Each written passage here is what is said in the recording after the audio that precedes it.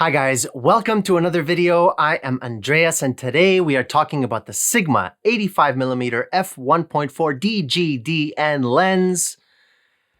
And we're gonna see if it's worth the money I spent. Yes, this lens was not sent to me. I paid for it with my own money because the goal was to see if I can improve my photo output this summer because I'm planning to shoot more weddings and events and things like that.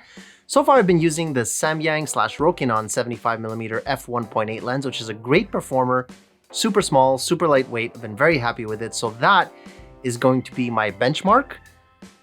And it's also very cheap. So spending over $1,000 on the Sigma, I'm not convinced. Is it going to be that much better? Let's find out. Okay guys, here we are with this Sigma 85mm f1.4 DGDN lens for Sony cameras. We're gonna do a quick little unboxing, show you guys everything that it comes with. And as we open it up, we've got some paperwork, which is always useful. And what's nice about this lens is that it does come with a nice handy case. Sigma lenses have a history of coming with high quality cases, so I really prefer that over the leather pouches you get sometimes with Sony lenses. And inside you have the lens itself and a absolutely massive Titanic lens hood, which is very large. And there is the lens hood. Very nice, very nice. And of course you have the lens itself. Wow. So I gotta tell you guys, holding this lens in the hand feels really, really good. So this lens is pretty feature packed. As you can see, it's got a declickable aperture ring, which can also be clicked, of course. It's got the focus hold button. It's got the AF MF switch, and it's got a lock button for the aperture ring, which allows you to lock it either in the aperture control, or if you want to move it into the auto and let your camera handle aperture changes, it locks it there. It is also weather sealed with a nice rubber gasket on the back and multiple seals throughout the body. So yeah, build quality wise, this thing is a tank, especially given how compact it is. I mean, it is not a very big lens. So to give you a size idea, this is it next to the Sony 24mm f1.4. And as you can see, size-wise, they're very, very comparable. The Sigma's a bit fatter, of course, which is a 77mm filter thread over 67. And it is quite significantly heavier because of all that glass, but size-wise, they're pretty much the same length. Very impressive engineering from Sigma for an f1.4 85mm lens.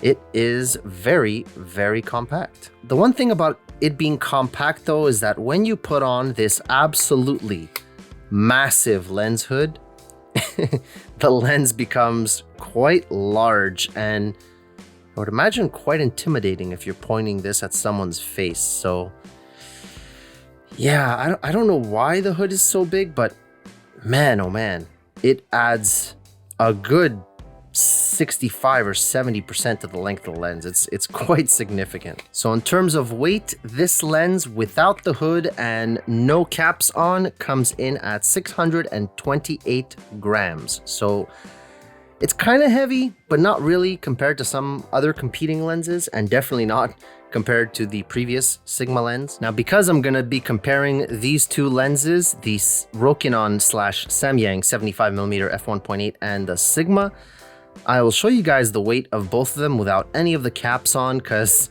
the difference is quite striking. So the Rokinon 75mm is 230 grams, super lightweight, super tiny. As you can see, there's a significant size difference between the two lenses. And the Sigma, it comes in at about 628 grams. So quite a big difference there. However, because a lot of people will be shooting these with lens hoods on, if you're shooting outdoor portraits, let's get a sense of how big the difference is if you add said lens hoods on both lenses. Now, as you can see, size-wise, the difference becomes even more pronounced. The Sigma is absolutely massive thanks to its huge lens hood. The Samyang, for such a small lens, does have a big hood as well, But weight-wise, the difference becomes even more pronounced than it was before. So weight-wise, we're at 251 grams with the hood for the Rokinon / Samyang. And for the massive Sigma lens hood, we're at just a hair over 700 grams, which is absolutely ridiculous that this lens hood alone weighs 73 grams. It's hard to describe how big this freaking thing is, man. And it's got the same feature that I'm not crazy about Sigma lens hoods in the past I've had. It's this rubber feeling ring at the base of the lens hood. It feels great when you know, just to the touch, but man, it is a magnet for dust and dirt of all kinds. So yeah, not the biggest deal in the world, but man, it's huge. So let's see how these two hold up where it matters most, arguably, and that is in image quality.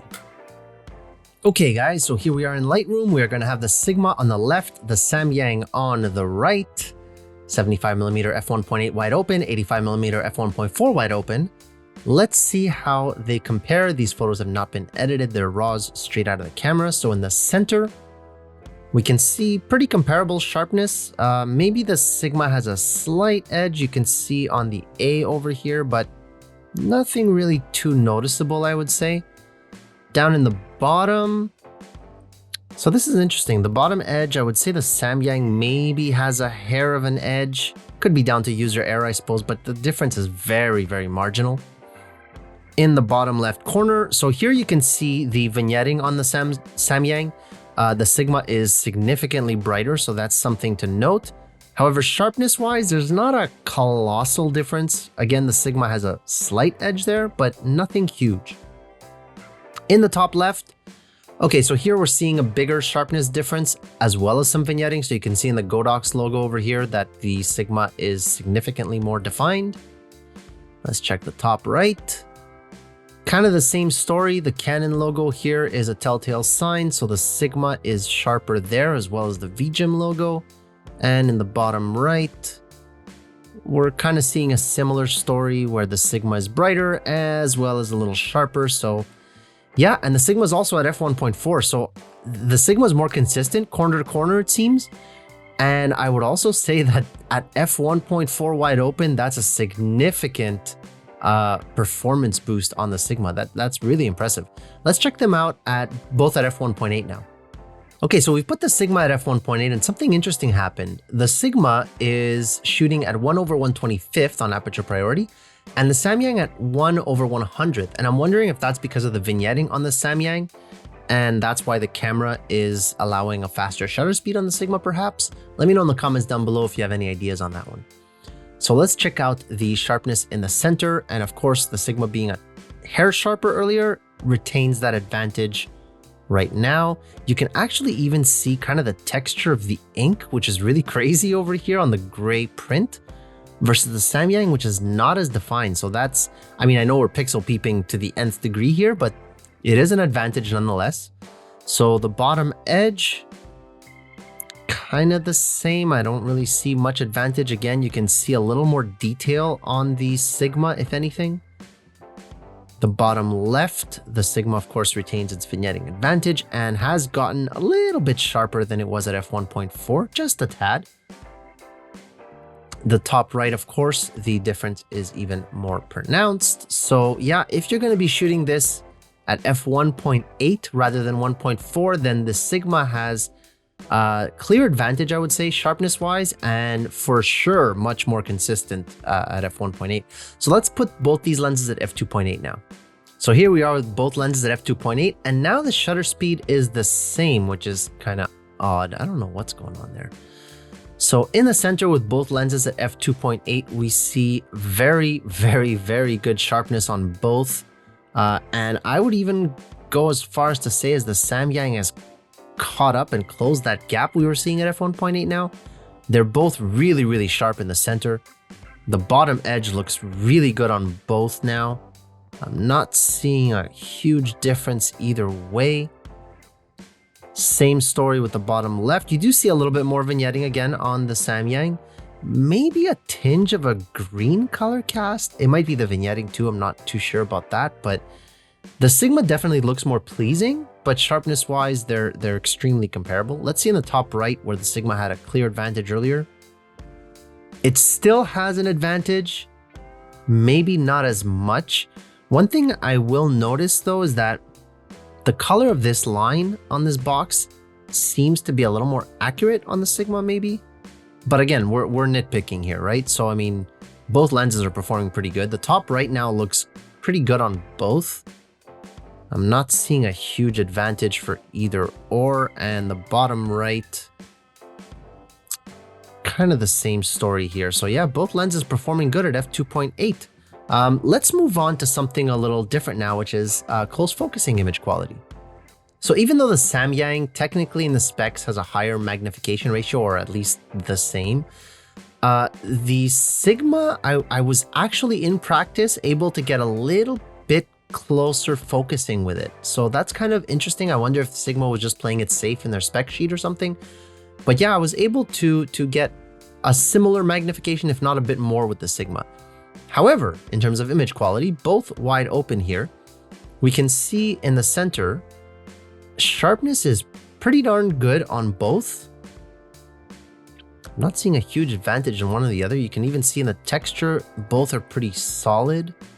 The writing up here is pretty good. I mean, yeah, the close focusing image quality is pretty darn good. Obviously, the depth of field, you can see how razor thin it is with the top of the box not being as defined on the Sigma, but yeah, it's pretty good. Now here you can definitely see the difference in bokeh or tone between the two, right? So you can see the Sony logo here, how much more blurry it is. So you can definitely blow out the background a lot more on the Sigma, despite the fact that it's only 2/3 of a stop. So that part's interesting. And the other thing I'm going to draw your attention to is that the Samyang is quite a bit warmer than the Sigma, which is cooler in tone in general. I think I prefer the Sigma just in overall rendering and color. It's got a little more pop too on the box. Maybe pops it out of the background a little more. Now, if we compare both lenses at f1.8 like we did before, the sharpness, again, neither one really struggled, but the Sigma does add a little bit of resolution when close focusing, when you stop down to f1.8, so that's a nice thing to see. It's basically perfect. I can't see any image quality issues here, so yeah, taking photos with small details and things like that with a Sigma seems to be a strength, which I am pleasantly surprised by. Now, both lenses at f2.8 with the close focusing, I don't anticipate to see many issues on either one. Again, the Sigma is a slightly cooler in tone, but image quality wise, I don't see an issue with either one. Contrast is good on both as well. So yeah, they both look good at f2.8. No issues there. So once again, we have the Sigma on the left, wide open at f1.4 on aperture priority, and the Samyang on the right, again wide open at aperture priority. Neither one had really an issue focusing. However, we'll get to that in a second because the results were quite interesting there. Now, if we look at sharpness here on my beautiful face, we can see both lenses focused on my right eye. Both lenses are quite sharp, I would say. Again, the Sigma is a little bit cooler. I kind of prefer the way it renders the skin, to be honest with you. But yeah, in terms of sharpness, both wide open. I mean, the depth of field is razor thin at f1.4, but I think they're both pretty darn good for portraits, man. The Sigma, because of its focal length, does make things a little bigger. So, I mean, the fact that the eye looks as good as it does, it's saying something, right? But by no means is the Samyang any slouch here. It performed really, really well. And of course, it gives you a chance to see the rendering of the background as well. The Sigma has a significantly blurrier background, which allows for better subject separation and that 3D that everyone loves so much. Now, if you're curious to see the difference, both shot at f1.8, here it becomes a little more obvious which one's the Sigma, right? The shot on the left is much sharper on the eye than the Samyang, a lot more detail in the iris especially. However, the difference isn't huge. I question how many clients would actually notice that, but it's interesting to note nonetheless that the Sigma, when you stop it down even to 1.8, is razor sharp. I don't think you could ask for anything better, really. This was to test the lens's autofocus. Now, the way I ran this test is I shot about 20 photos with each lens, one in a harshly backlit situation in a dark room, and another with the same light source but front lit in the same room. Now, it wouldn't surprise you to know that the backlit versions did a lot worse in terms of autofocus. So for the Samyang/Rokinon, it hit on about 6 out of 20 shots on the iris. And with the Sigma, we got a little bit better of a hit rate with about 11 out of 20. Now, it's better than the Rokinon. However, 11 out of 20 still isn't quite what I was hoping for with this lens, given the price difference between the two, right? The next test with the front lit, we got a little bit of a different story. So the Samyang hit on about 13 out of 20, which is respectable for a lens at this price point, I think. And the Sigma hit on about 15 or 16 out of 20, which is about 80%. Again, not bad, but I expected a little better from the Sigma in this case. So kind of a disappointing output a little bit, I suppose. In this test, each lens is going from close focus to infinity in order for you guys to be able to compare the speed with which they do so. They're roughly the same. I'll show you a side-by-side here in a second. Maybe the Sigma's a hair quicker, but nothing really groundbreaking here. So the purpose of this test, both lenses shot at f1.8 and f1.4 respectively, so wide open, is to try and gain some sense of what the chromatic aberration is like. So we have, again, a stress test here, so a very reflective G logo on my 16-35. And you can see both lenses are wide open. The Sigma still has some. I mean, again, this is a very reflective surface, but not as much as the 75. The 75 has way more chromatic aberration than the Sigma at f1.4. And the interesting thing is if we switch the Sigma to the f1.8 aperture, it virtually all goes away. So this is the difference with both lenses shot at f1.8, and you can see the Sigma is much better controlled in terms of chromatic aberration. So I really like seeing that. That is excellent news. Let's move on. So in case you're curious, in order to match the chromatic aberration correction the Sigma displays at f1.8, we have to stop down the Samyang to f2.8. So quite a significant difference there. And you can see in this case, they're both pretty comparable in terms of how little chromatic aberration they've got. So that was a really interesting result, wasn't it? I thought it was interesting. So, you know, I'm on the fence about the sharpness. So the Sigma is more consistent corner to corner. Absolutely. Much better corners than the Samyang Rokinon.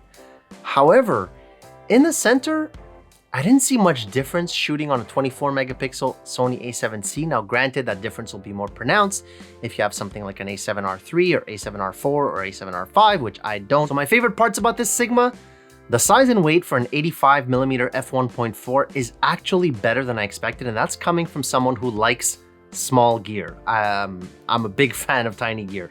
Whatever weighs less and takes up less space, I'm all in for. However, given that it's an f1.4, I gotta keep that in mind. The size and weight was excellent. I could do with a smaller hood. I might try and get away without using the hood because it does look a little more intimidating, which I'm a little bit worried about using it for, you know, candids and things like that. I want to get natural reactions as part of what I enjoy shooting. So I'm a little bit worried about its size from that perspective, but all in all, much more compact than I expected, especially when I got it in the hand. Other thing that I enjoyed, the build quality, absolutely fantastic. Anybody who's used Sigma art glass or even the contemporary glass knows this. Sigma makes their lenses with top-notch materials. This is not an exception here. It's very well built. And one part that I think is overlooked often, the enjoyment of use. It just feels so good in the hand, and the controls are so satisfying to click, the buttons, the switches, the aperturing. I actually enjoyed using it despite its larger size versus the Rokinon. The Rokinon is very functional, very practical, it performs well. Not a bad thing to say about it other than maybe the weather sealing, but it's hard to quantify. It's just, it was a much more pleasant experience to use the lens, and there's something to be said about enjoying using your gear. In addition to it being a good performer, of course. Things that I like less, the size. Despite saying that I love how tiny it is, relative to what it is, it's still a larger lens than I'm used to. So like up until now, the biggest lens I am currently using is the 24 1.4 GM, which is heralded for being so small for what it is. The Sigma dwarfs it in a lot of ways, and especially in terms of weight, right? But I think I'm willing to make that sacrifice. But a big part of that is, of course, the lens hood, like I mentioned. So if I can get away without using it, especially if I'm using something like a mist filter and I'm going for the lens flare, which I think I will be trying to do with this lens, it becomes less of an issue, right? So am I keeping the Sigma after all this? The answer is yes, for a couple of reasons. Number one, I got it at a good enough price that I figure if I try it out and I hate it, I can always sell it and recoup all, if not some of my money back. So I'm not too concerned about that part. However, there's something to be said about the depth of field increase with f1.4 versus f1.8. It does create a much more dreamy look, I suppose. And the extra focal range, it's helpful because with the 75, I was actually shooting it on a crop body last year when I shot my weddings, and it gave me the equivalent of about 112. The caveat there is sometimes I needed to switch it to my A7C because it was simply too long and I needed something shorter, but longer than my 24-35. So now I know a lot of people are gonna say buy zooms. That's a whole other debate for another time. I'm a big primes guy. I'm gonna stick to my primes. So that's where the 85 comes in handy. It creates kind of that nice middle ground between 75 and 112. I can now shoot it on a full frame camera and it gives me that telephoto reach. And if I need to crop in further, it gives me about 130 millimeters in crop mode. And with my new camera, which, spoiler alert, is the A7 IV, it'll give me a bit more resolution than on my Sony A7C, although not quite as much as my APS-C body at 112 millimeter equivalent. So I'm rambling on. The point being, I will keep the Sigma. I will try it out this summer. I will post another video with my thoughts after using it for a couple of weddings. However, sharpness-wise, especially if you're doing occasional portraits and you don't want to spend the money on the Sigma, and that Rokinon 75 is a great performer, especially for its size, weight, and price. It's hard to go wrong with it. Granted, it doesn't have weather sealing and some of the other bells and whistles of the Sigma. Not as consistent corner to corner, absolutely. And it's only 1.8 versus 1.4, but I'm sure you can see in a lot of the sample images, it performs really well for its price point. So that's all I've got for you guys. Sigma 85mm f1.4 DGDN. If you want to check out more details, there'll be links in the description below, which are affiliate links as per usually. It helps me out if you decide to purchase one at no extra cost to you. I hope you got something out of this video. If you did, hit that like button, as every other YouTube says, and the next time I'll have something to say will probably be about the A7 IV and see if it's worthy upgrade over the A7C. And I say upgrade very loosely because I'm not entirely convinced, similar to this Sigma Rokinon comparison. I'm gonna stop rambling now. You guys can continue on with your day. Hopefully this was helpful, like I said. I'm still rambling, aren't I? I'll see you guys in the next one. Take care.